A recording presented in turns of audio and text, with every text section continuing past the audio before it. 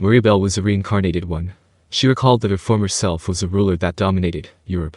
In her past life, she manipulated the economy at will, even war was but a pawn on her board. Bullets rained on the battlefield. People murdered their own kind, creating a hell on earth that was bathed in blood.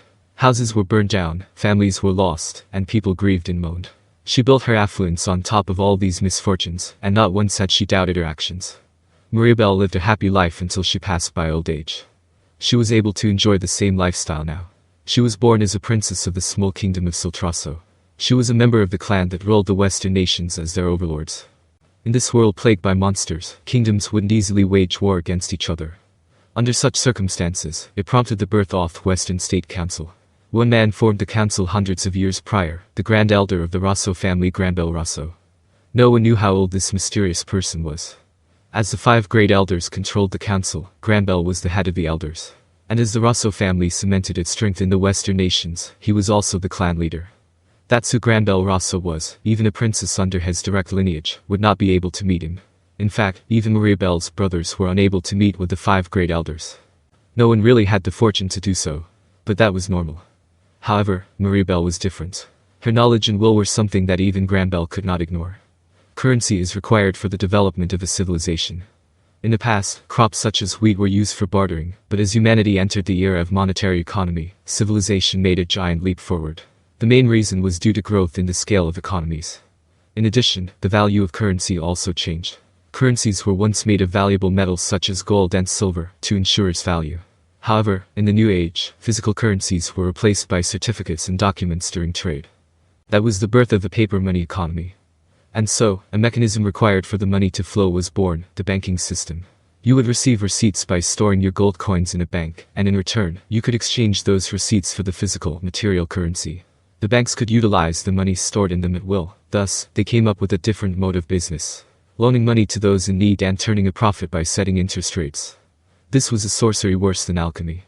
Primarily, there was no money there, and yet, interest was accruing. On one hand was the total amount of physical money circulating in the market, and on the other was the total amount of receipts. When comparing the two, there would always be a certain unrecoverable difference. Someone would eventually have to pay the price for being unable to cover this fabricated margin. This fundamental issue was inherent to the system of lending money and receiving interest. Such a phenomenon became even worse when physical currencies were replaced by paper money. People would ask for loans from rich people with the interest rate as bait. Afterward, they would use the money to invest in financial products to use money to make money. This cycle would continue beyond national boundaries and into the entire world. Guaranteed in the name of the state, cash would be printed without limits. Meanwhile, the relative differences in national power would be exploited to manipulate the exchange rate and expand the scale of the economy to 12 times its previous size. Including even the amount of paper money issued, the market was dominated by Mariabell. The illusion of a large-scale economy was far from the real economy. It was much, much smaller in reality. And one day, this bubble would burst. Just as her former self, who inflated the bubble as much as possible before bursting it, she would then push unpayable debts to the weaker countries and have them take on the responsibility. In other words, it was a war of balancing the accounts. In this way, weaker nations would crumble, while the rich would get richer. Instead of a single person paying the price, a whole nation would. There was basically not that much difference. Mariabell was well versed in such methods. She was known as a financial genius in her past life. She had the memories of her past life and an intense desire to dominate. These all fueled Mariabell's power. Her unique skill greed. The unique skill greed originated from the 7 original sins of man. It belonged to the skill type known as the deadly sins. These were a special presence even among unique skills, as they represented the desire of their users. The user's emotions and wishes manifested in the form of their skills. In fact, Mariabell was born to be the strongest among the Rosso. The power to dominate human desire, that was the ability of the greed. She could see through people's desires. The greater their desires were, the easier they could be manipulated. Everyone had his desire, and once she stimulated it, he would dance to Mariabell's score. Starting from people around her, she gradually increased the number of pawns she owned. There was no need to panic, for she had already realized that the civilization of this world was not advanced enough. Even though there was an economy, within their economic circle, only one form of currency was used. It was a world without language barriers, quite unlike the world she came from. But seeing it from a different light, she could exploit her environment. It was to the point that she thought this was her own personal playground. Yes, indeed. I will dominate this world as well. To dominate this world to Mariabell, such was a natural thought. When she grew up and her words mattered, the world would become Mariabell's plaything. But until then, there should be as few people as possible who were to know her ambition.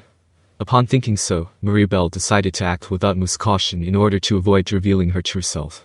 And when she was 3 years old, Mariabell met Granbell. "So, you are Mariabell?" "Yes, pleased to meet you, grandfather." That didn't sound like the greeting a 3-year-old would give. It was just a part of Mariabell's calculation. Granbell was unlike the riffraff in the castle. To Mariabell, even her father, who was a king, was nothing but a pawn. As well as her brothers, her babysitter, her servants and countless more. Mariabell saw right through their desires, and had since been manipulating them from the dark as her pawns. But Granbell was different. He was special. Seeing that Mariabell was no longer putting on an act, Granbell asked, "So, you are not planning to manipulate me?" There was not a single scrap of familial love in his words, only the tone between the ruler and the servant. Mariabell realized that her instincts were right. Had she tried to deceive Granbell, she could have been killed that instant. Mariabell's greed was not all-powerful and could be resisted. There was a chance that she might actually have dominated Granbell by applying the skill more frequently over time, but Granbell would not have allowed her. Based on these judgments, Mariabell decided to come clean. She needed help anyway, and now that she thought about it, Granbell could be her most ideal aid. "I can see what people desire, I can see them all. By stimulating their desire, I can manipulate people at will. But grandfather is different. Your ambition is greater than anyone else's, yet your will is also strong enough to suppress it perfectly, that's why." You managed to see through all of that, little girl, no Mariabell. "Who are you exactly?" "Me. I am Mariabell. Mariabell of Greed." Ha ha ha ha ha. "How interesting, you are bold enough to announce yourself like that in front of me face." The grand elder of the Rosso family took a liking to Mariabell. The two then laid their cards on the table and shared each other's secrets. Granbell revealed the situation with the Western nations, as well as the demon lords that dominated the world. Mariabell, on the other hand, shared knowledge from her past life, as well as what her acquired unique skill Greed was capable of. To Mariabell, this was the gamble of her lifetime. Putting aside her intelligence, she was just a 3-year-old kid. She knew that it would be difficult for her to survive on her own. "No matter how, no matter what it takes, I will take my place here." To do that, she needed to make sure the ruler, Granbell Rosso, thought highly of Mariabell.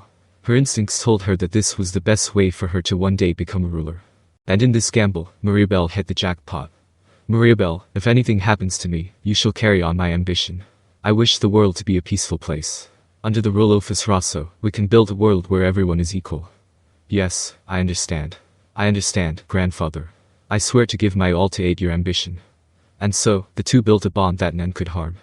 Grandfather and granddaughter, an alliance between an ex-hero and greed itself, began on that day. From then on, Granbell would spend years guiding Mariabell. She would learn the whole truth about the depths of the Rosso's power, as well as receiving many aids by her side. Moreover, she even learned the true identity of the god Luminous and Granbell's secrets. In order to protect his true identity, one of the 7 luminary clerics, he frequently acted behind the scenes. She also learned the truth that the true power guarding the Western nations was Demon Lord Luminous. Granbell told Mariabell everything. And now, Mariabell, at the age often, was second only to Granbell. She was ready to begin her operation to take down Rimuru with everything she had.